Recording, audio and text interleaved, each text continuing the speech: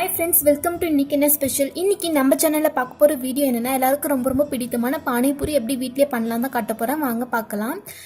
இந்த டிஷ் பார்த்தீங்கன்னா ரொம்ப கொஞ்சம் லென்த்தியா இருக்கும். ஏன்னா நம்ம நிறைய ப்ரிப்பேர் பண்ண வேண்டியிருக்கு. ஸோ ஸ்கிப் பண்ணாம கடைசி வரைக்கும் பாருங்க. ஒரு ஓவர்வியூ பார்க்கலாம் நம்ம என்னென்ன ப்ரிப்பேர் பண்ணணும்னு.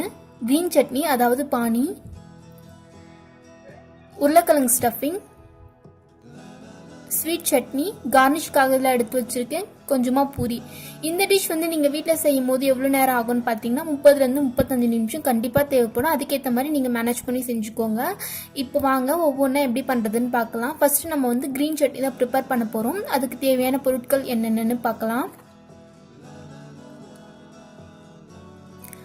1/2 டேபிள் ஸ்பூன் வந்து மிளகுத்தூள், உப்பு தேவைக்கேற்ப, 1 கப் கொத்தமல்லி, அதே போல் 1 கப் புதினா எடுத்திருக்கேன், 1/2 லெமன், ஒரு சின்ன துண்டு இஞ்சி, 2 பச்சை மிளகா, உங்களுக்கு காரத்துக்கு தேவையானது எடுத்துக்கோங்க, சாட் மசாலா, இது எந்த கம்பெனி இருந்தாலும் ஓகே.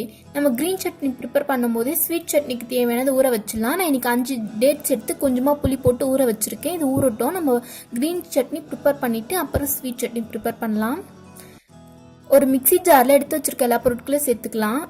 மிளகு பார்த்தீங்கன்னா உங்கள் காரத்துக்கு ஏற்ற மாதிரி சேர்த்துக்கோங்க. தேவையான அளவு உப்பு சேர்த்துக்கலாம். லெமன் ஏன் சேர்க்குறோன்னா நம்ம கிரீன் சட்னி செஞ்சோன்னு கலர் மாறிடும். ஸோ கலர் மாறாமல் இருக்கிறதுக்காக ஒரு ஃப்ளேவருக்காக தான் நம்ம சேர்க்குறோம்.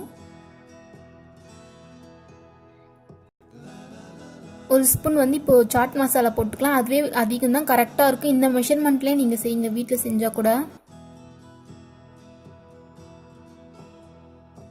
இப்போ கொஞ்சமாக தண்ணி சேர்த்து அரைச்சிக்கலாம். கிரீன் சட்னி ப்ரிப்பேர் பண்ண உடனே நீங்கள் ஃப்ரிட்ஜில் வச்சுடுங்க. ஏன்னா அது கலர் மாறிடும். நம்ம எப்போ சர்வ் பண்ண போகிறோமோ அப்போ எடுத்து வெளியே வச்சுக்கலாம். நல்லா நைஸாக அரைச்சிக்கோங்க. உங்கள் மிக்சியில் வந்து நைஸாக அரைக்க முடியலன்னா கிரீன் சட்னி தண்ணி சேர்க்கறதுக்கு முன்னாடி ஃபில்டர் பண்ணிவிட்டு அப்புறமா தண்ணி சேர்த்துக்கோங்க. நல்லா நைஸாக அரைஞ்சிடுச்சுன்னா எந்த ஃபில்டர் பண்ண தேவையில்லை.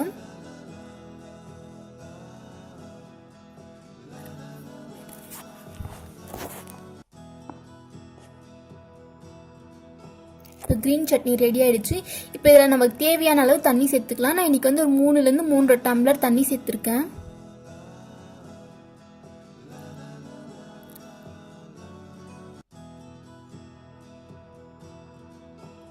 நம்மளுடைய கிரீன் சட்னி ரெடி ஆயிடுச்சு. அடுத்ததான் நம்ம ஸ்வீட் சட்னி எப்படி பண்ணுறதுன்னு பார்க்கலாம்.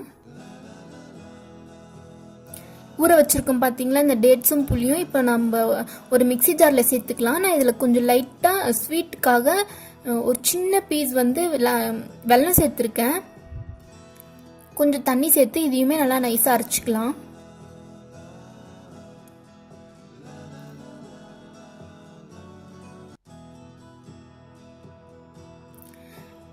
இப்போ உருளைக்கிழங்கு ஸ்டஃபிங்காக உருளைக்கிழங்கு வேக போட்டிருக்கேன்.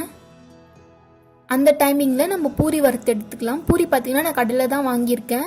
பாருங்க நான் எப்படி வறுத்து எடுக்கிறேன்னு. நான் கொஞ்சமாக ஆயில் ஊற்றி கொஞ்சம் கொஞ்சமாக சேர்த்து நான் வறுத்து எடுத்துக்கிறேன். நீங்கள் நிறைய ஆயில் கூட சேர்த்து வறுத்துக்கலாம்.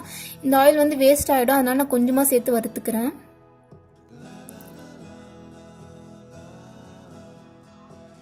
இப்போ பூரியும் ரெடி ஆயிடுச்சு. இப்போ உருளைக்கிழங்கு ஸ்டஃபிங் வந்து எப்படி ரெடி பண்ணுறதுன்னு பார்க்கலாம்.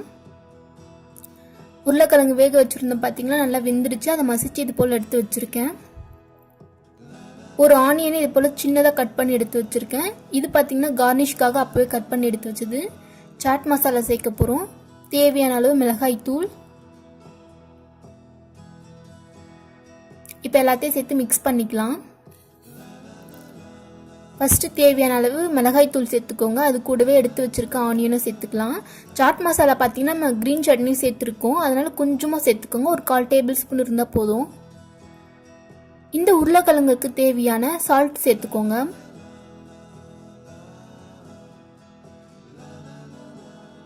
இப்போ எல்லாத்தையும் நல்லா மிக்ஸ் பண்ணிக்கலாம், எல்லாம் ஒன்றோடு ஒன்று சேர்ற மாதிரி.